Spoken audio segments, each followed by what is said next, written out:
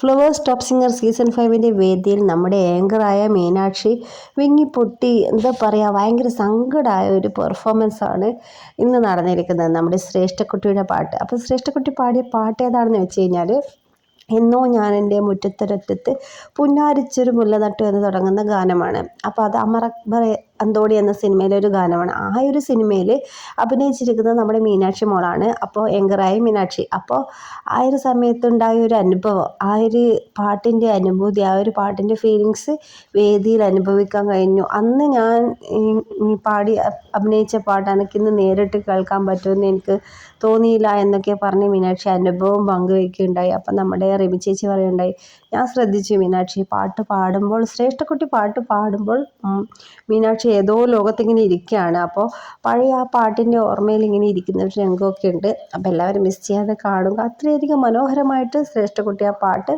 പാടുകയും ചെയ്യുന്നുണ്ട് കേട്ടോ. അപ്പോൾ നിങ്ങൾ മിസ് ചെയ്യാതെ കാണുക. ശ്രേഷ്ഠക്കുട്ടിയുടെ പാട്ട് അടിപൊളിയാണ്. മീനാക്ഷിയുടെ അനുഭവം ഒക്കെ ആയിട്ട് നല്ലൊരു എപ്പിസോഡാണ്, മറക്കാതെയാണ്. Bye bye.